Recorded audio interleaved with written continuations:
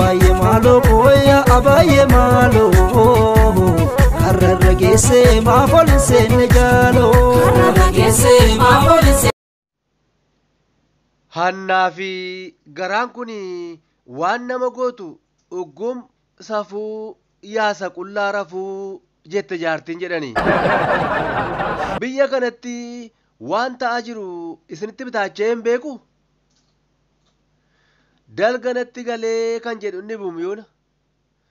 Kan sitti galu dalga sittaa galu malee Amaariffaan yaaddee afaan Oromoon hin dubbatin. Kanuma kee yaadii kanuma keetiin dubbadhu. Dalganatti galee dhiisi natti bitaachee jedhi. Tokko dhugaaf dubbataa, tokko dhugee dubbataa, beekaan dafee hubataa, wal'aalaallachuu fudhataa jechuun sirriidhumaan fira. Jara tokkotu taa'ee uumaa kadhachaa jira. Inni tokko akkas jechuun kadhate. Yaa Waaq sooromee nagaa dhabuu hin fedhu, xiqqoon qabu naaf eebbisi, of harkaa dhabee harka namaa laaluu hin barbaadu. Harka namaaf kennu malee kan namaa fudhachuuf kan hiixatu nan godhini, nama naaf kenni jedhee kadhate. Hiriyyaan isaa isa cina taa'ee kadhachaa ture. Kadhannaa namicha kanaatti hin gammanne. Mufaatii isaas akkas jechuun ibseefi. Ni dheeressite. Waaqayyoo rakkina uummata kana hundaa dhagaa. Kana hundaa yeroo itti si dhaggeeffatu hin qabu. Nami tokko halkan walakkaa ka'ee kan gara bataskaanaatti deemu maaliif akka ta'e beektaa? Utuu uummati itti yaa'ee Waaqayyo uummataan dhukkubsin dursee rakkina isaa itti himachuuf jedheetu. Nama itti jugu sana keessaa hundumtuu rakkina tarreessuu deema jechuun ni danda'ama.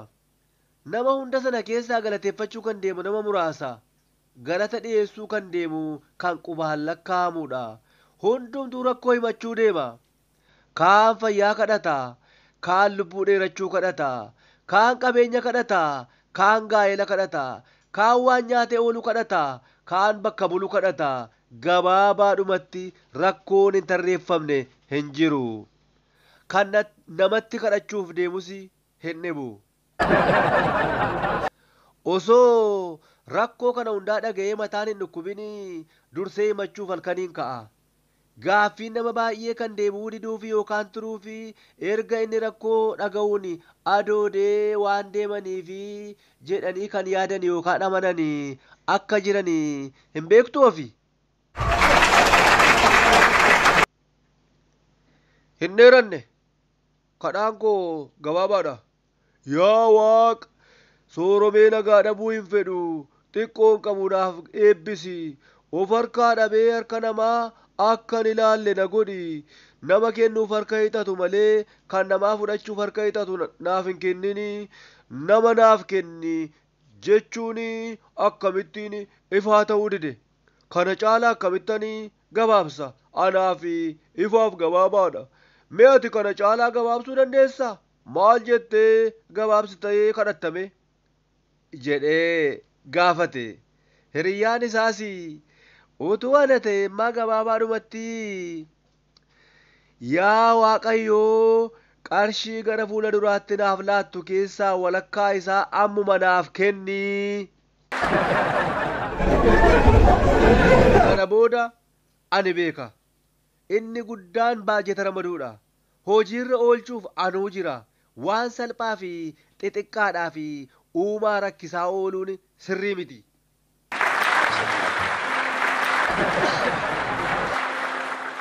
Kolfee hin beeku na kofalchiiste. Imimmaantu ija gurra dhangala'e agarta. Obbolamuu na yaadachiifte. Eenyu obbolamuun? Jaarsa yeroo malee dhalataniidha obbolamuun. Kan hundumtuu dursee isaaniif gale. BBR jechuun kan mootummaan yeroo tokko boqonnaa itti dhabaa ture sana isaan waggaa 50 dura hojiirra oolchaa turani. Jaarsi kun dargaggoota mootummaa irratti kakaafta jedhamanii guddina fakkeessanii Finfinneetti jijjiiramanii Iluu Abbaa Booraa Mattuu irraa. Kitaaba Bomboleetti 22 jedhu dubbistee jirta? jaarsa kitaabicha kana gubbaa jiranidha. Jaarsi kun barsiisaa turanii. Bara dargii keessaa rakkoo maatiitu isaan quunname. Qarshii liqii barbaadanii. Kanaaf iyyata barreeffatanii. Bara sana Amaariffaan hojjetu waan ta'eef Amaariffaan akkas jechuun iyyata isaanii barreeffatanii. ለኢሉባቦር ዞን ትምህርት መምሪያ መቱ ጉዳዩ ብድር ምክንያት ችግር 350 ብር ከደሞዜ ተቆርጦ እንድሰጠኝ አመለክታለሁ። ከላስ ከነ ቆፈ ጀደ ዴቢው ጋፊንሳኒ ማለከ ጀደሜፊ ማለከ ተኤ ኪታቢቸራ ዱቢሱ ደንዴሱ ዮካን አሞ ኪታቢቺ ቱሉ ጮቆርሳ ቻናል ከን ጀደሙ ረት ሴነፈማ ዋን ጅሩፊ dhaggeeffachuu dandeessu. Ifaa fi gabaabaa dubbachuun bu'aa malee miidhaa hin qabu. Ifaaf gabaabaa dubbadhaa. Keessumaa waa'ee Oromoo kana asiif achi hin laaqinaa, asiif achi hin qabinaa. Yeroon waa'ee Oromoo harka keenya galcheera jettanii hin marqinaa. Yeroo qabna jettanii, aangoo qabna jettanii namatti hin darbinaa. Addunyaan galaan namarraa godaana. Addunyaan galaana namarraa godaana. Gaaffii Oromoo gara balleessuuf hin kaatinaa. Warri abbaa gadaa of hin jettan of eegaa. Oromoon abbaa garaa abbaa gadaa of fakkeessitu dunuunfatee argaa. Namichatu jaalallee isaa fi ergaa wayii barreesseefi otoo waliin quunnamin guyyaa muraasaa dabarsuun isatti dhaga'amee gabaabsee akkas jechuun ibseefi. Damma koo otoon sin haasofsiisin guyyooti darbuu danda'u. Otoon sin argin ji'ooti darbuu danda'u. Otoon sin yaadin garuu sekoondiin darbee hin beeku jedhe. Maaliif kofaltarre? Kan garaa keessan keessa jiru jedhe miti namichi. Kan isin yaaddani fuulli keessan natti himaa jira. Akkas jettan miti. Geeshoo farsoo taatuu sossoranii baasuu, sooressaaf shamarraa sossobanii nyaatuu jettanii kofaltan miti. Waan fedheefuu akkuma gurbaan waa'ee ishee osoo hin yaadin sekoondii hin dabarsine kana waa'ee biyya abbaa keenyaa alagaan itti gamaa jiru osoo hin yaadin oollee buluu hin qabnu. Osoo waa'ee Oromiyaa fi Oromoo hin yaadin oolanii buluun fafa. Isin abbaa biyyaa miti.